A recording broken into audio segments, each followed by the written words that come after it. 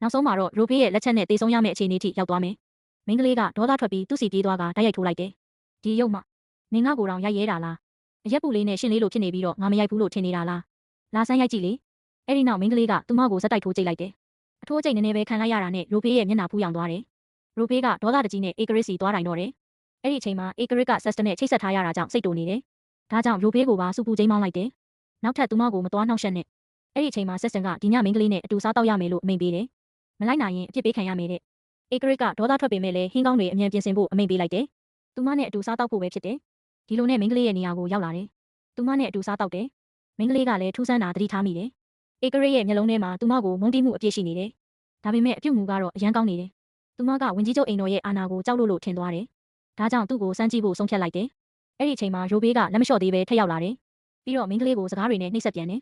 ဒါကြောင့်သူမကိုစိတ်တူအောင်လုပ်ဖို့မိန်းကလေးကအေဂရစ်ကိုကိုယ်တိုင်အစာခွန်ခိုင်းလိုက်တယ်အနီရောင်တတိပေးချက်အနီရောင်တတိပေးချက် target ရဲ့တောင်းဆိုမှုကိုလက်ခံပါဆက်စတန်ရဲ့ဖိအားကြောင့်အေဂရစ်ကအသားတုံးကိုယူပြီးမိန်းကလေးရဲ့ပါးစပ်ထဲခွန်ပေးလိုက်ရတယ်ရိုဖေးကတော့မျက်လုံးပြူးသွားတယ်အကျန်းဖက်ဘရင်ကမိန်းကလေးကိုကိုယ်တိုင်ဟင်းထည့်ပေးနေတာကိုတောင်းကိုယ်တိုင်ခွန့်ကြွေးနေတယ်ဒီလောက်ရက်ကြောင့်အေဂရစ်ရဲ့ system ကနန်းတွင်းအမှတ်များဤအင်အား10ရောနေသွားပါပြီလို့စုချလိုက်တယ်ဒီလိုအကျိုးရှိတာကြားလိုက်ရတော့အကျန်းဖက်ဘရင်ကမိန်းကလေးကိုတိတ်မမုန်းတော့ဘူးလို့ခံစားလာတယ်စားပြီးနောက်မှာတော့ရိုဖေးကမိန်းကလေးတူမကိုနှိပ်စက်ခဲ့တဲ့အကြောင်းကိုပို့ချက်ကားပြီးမိဖုရားကြီးစီသွားတိုင်တယ်ရိုဖေးကမိဖုရားကြီးရဲ့တူမဖြစ်တာကြောင့်မိဖုရားကြီးကချက်ချင်းဒေါသထွက်ပြီးမိန်းကလေးကိုတင်ငန်းစာပေးမယ်လို့ပြောလိုက်တယ်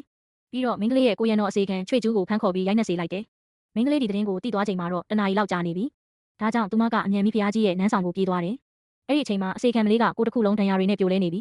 ဒေါသထွက်သွားတဲ့မိန်းကလေးကအစီခံကိုနောက်မှာကာကွယ်ထားလိုက်တယ်ဘသူကငါလူကိုရိုက်ခိုင်းတာလဲအမားလုပ်ထားရင်တော့ဒီလောက်အထိရိုက်เสียရမလို့ဘူးကိုပိုင်အာနာနဲ့နှိမ့်ဆက်ချင်နေကြတာလားအထိန်တော်ကြီးကတော့ဆက်ပြီးပြန်ပြောနေတယ်မိန်းကလေးကအထိန်တော်ကြီးကိုတကန်ကန်လိုက်တာမြေပြင်ပေါ်ပြန်ကျသွားတယ်ငါလူကိုဘသူမှဆုံးမခွင့်မရှိဘူးဒီစကားကြောင့်မိဖုရားကြီးပူဒေါသထွက်သွားတယ်ချက်ချင်းအားကြီးတဲ့အဆောင်တွေကိုမိန်းကလေးကိုဖမ်းချုပ်ခိုင်းလိုက်တယ်မိန်းကလေးကအစီခံမလေးအရိုက်ခံနေရတာမကြည့်ရဘူးဒါကြောင့်ချုပ်ထားတာကနေရုံထွက်ပြီးအစီခံရှိမှကားလိုက်တယ်ဒါပေမဲ့မိဖုရားကြီးကလုံးဝမညာဘူးနှစ်ယောက်လုံးကိုရိုက်လို့အမိန့်ပေးလိုက်တယ်အဲ့ဒီချောင်းရိုက်ချက်တွေကြာလာချိန်မှာအေဂရစ်ရဲ့ရင်ဘတ်ထဲမှာရုတ်တရက်ပြင်းထန်စွာနာကျင်လာတယ်ဆတ်စတမ်ကလည်းချက်ချင်းသတိပေးလာတယ်target ဒီပြင်းထန်စွာထိခိုက်ဒဏ်ရာရနေပါသည် house ဒီ level 9နှလုံးညှစ်နာခြင်းမှုအဖြစ်ပေးခံရမည်ထို့အပြင် target တေဆုံးမှာက house လဲတေဆုံးမည်မိန်းကလေးကိုတစ်ချက်ပြီးတစ်ချက်ရိုက်နှက်နေချိန်မှာအေဂရစ်ကတွေးအံလာတယ်အထူးသဖြင့်နင်လိုအယူမှတေးတဲ့ကောင်တွေဒီခွေးကောင်တွေကိုအပိုင်းပိုင်းဖြတ်ပစ်မယ်ရက်လိုက်စမ်း